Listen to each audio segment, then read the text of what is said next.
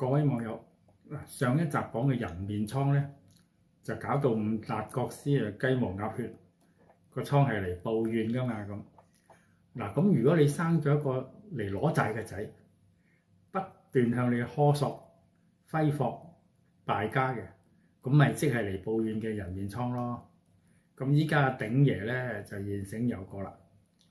上一集講人面瘡。吳達國師就膝頭哥生咗個瘡啊，咁係嚟報怨噶嘛，咁啊害得佢好慘啦。其實人面瘡呢啲嘢好似好神怪咁，其實一啲都唔神奇。你唔使講咩前世今世啊，就算係現世啊，咁人都係欠來欠去噶嘛，呢個欠嗰個，嗰個欠呢個咁噶嘛。咁呢啲債項延伸到去輪迴，咁唔算唔合理啊嚇，所以唔係好荒誕，唔算荒誕。咁人面瘡其實周圍都係啦，害得你好慘又揮之不去嘅就係人面瘡，cancer都係㗎。咁生 cancer 咪又係另一種人面瘡，都係總之雞毛鴨血啦。咁生過嚟攞債嘅仔，佢咪又係你嘅人面瘡。喺佛教嘅觀點裏邊咧，生個仔出嚟咧，可以分做報恩啦、報怨啦、攞債啦、還債啦呢四種。你養大個仔，一味不事生產，揮霍無度，成日問個老豆攞錢，當個老豆係人肉提款機，中意就撳下咁，唔肯俾咧就惡形惡相，喊打喊殺，咁咪係正宗嘅人面瘡啦。攞債嘅仔通常都係搞到阿爸阿媽咧，個老豆個老母咧心力交瘁。呢啲苦惱咧真係好犀利嘅。會有好多呢類嘅民間傳說攞債事件。咁講幾則攞債事件熱下身先。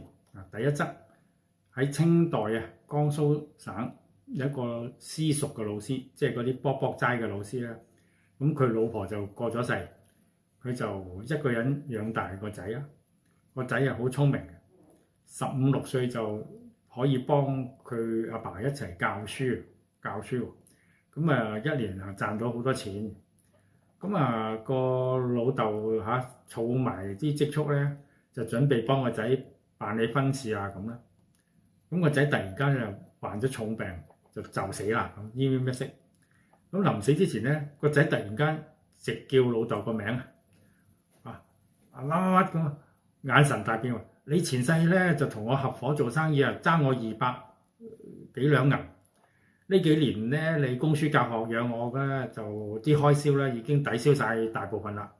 依家你仲欠我5300蚊錢，快啲還俾我，等我上路。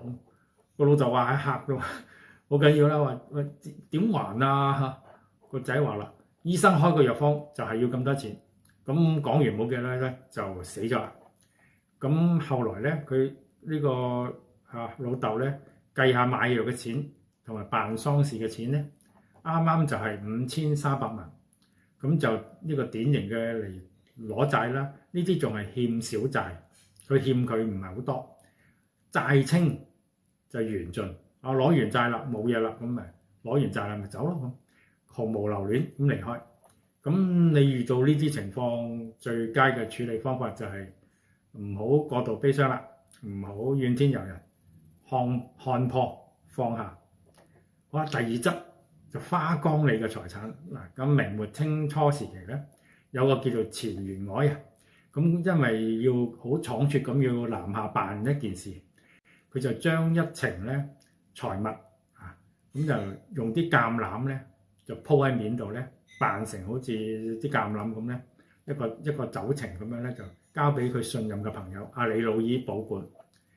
咁李老二梗係知道呢啲係財物啦，佢見財心起，就起佢尾注。咁錢員外翻嚟咧，就想揾佢，揾唔到啦。即係知道俾人起咗尾注啦，咁個心好噏，咁就鬱鬱而終。咁冇幾耐咧，李老二嘅老婆生咗個仔。出世嗰晚咧，李老二就夢見錢員外，佢大搖大擺咁走入佢屋企。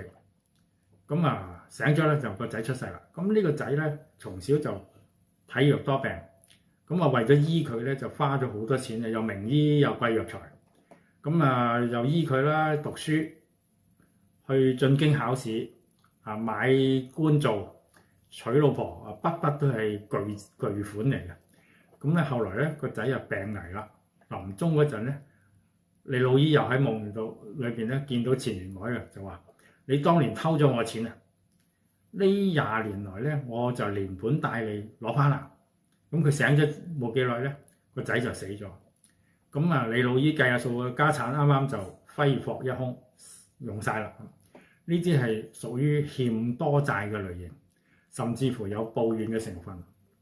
嗱，第三個故事咧就係講啦，唐朝好出名嘅道順法師，佢曾經施展神通咧，去擺平一件攞債事件，啲仔嚟攞債嘅事件。咁啊，一個施主抱住個仔啦，就去供養啊道順法師啦，就請求佢為佢消災延壽祝福。咁道順法師望呢個仔一段時間，咁就話啦：喂，呢個細路係施主你嘅冤家嚟喎，你要向佢懺悔啊！咁啊，好啦，供養法師食完飯啦，咁就阿法師就叫施主啦，帶埋呢個仔去河邊。咁咧去到河邊咧，阿法師就親手將個仔掟咗落水。哇！咁啊嚇到嗰兩施主夫婦啊喺度呼天搶地啦，浸死咗個仔喎。法師就話：你唔好嘈住啦，用手一指。咁啊兩夫婦就睇見咧，就點咧？佢哋個仔啊喺海上面咧，就變成一個6尺高嘅成年男子。水波上面呢個男子咧就好兇惡咁樣鬧呢兩公婆啦。你前身攞咗我啲錢，仲推我落水殺死咗我。如果唔係菩薩幫我哋解冤咧，我係絕對唔會饒恕你嘅。咁見到呢幕景象咧，兩夫婦就知道啦，呢個因果嚟嘅，咁就信服咗呢個法師嘅神力啦。好啦，講完古代，講到現代版嘅攞債仔。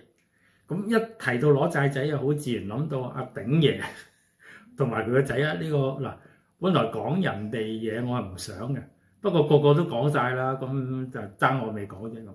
嗱，呢種嘢咧，阿鼎爺絕對榜上有名。鼎爺武打明星啊嘛，拳拳到肉，威風八面。烹飪嗰陣又刀法如神，但係面對住攞債嘅仔咧，就只能夠任由宰割。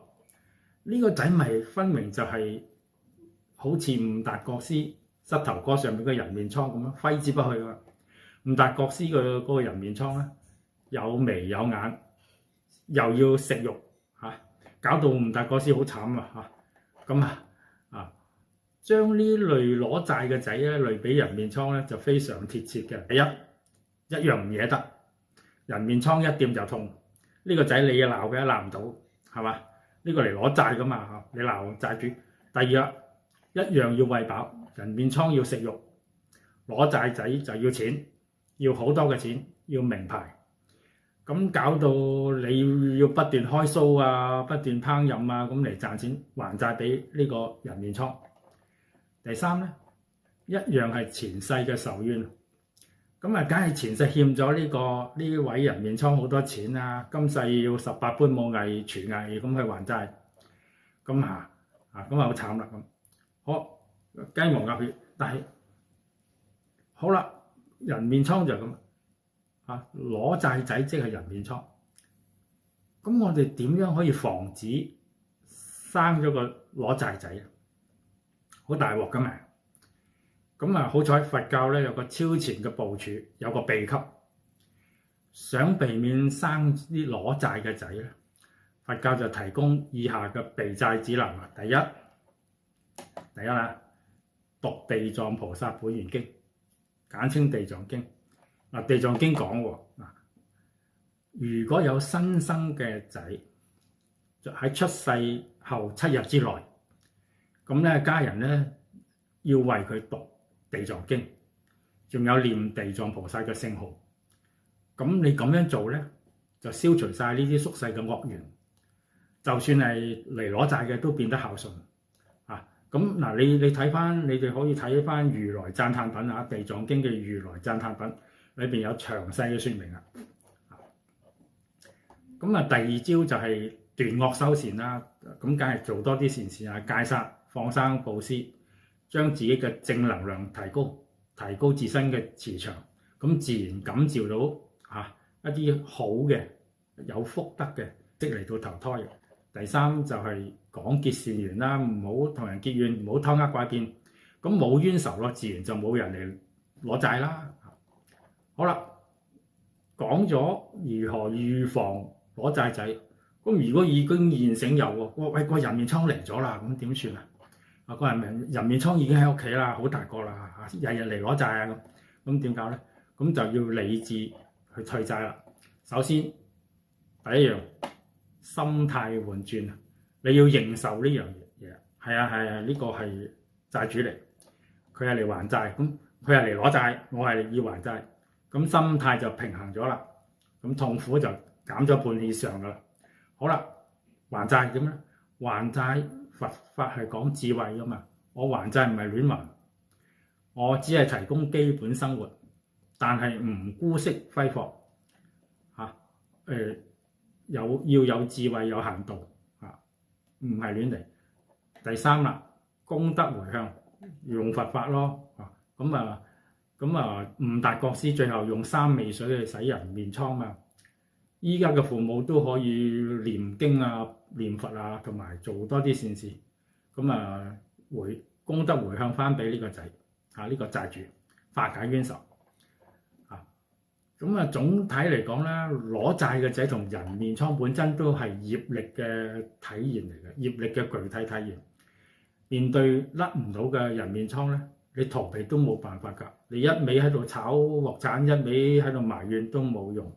最合理嘅態度就係用智慧理性去消解呢啲仇怨，將呢個攞債嘅仔當做逆加持，係幫助我嘅，幫助我升進自己嘅。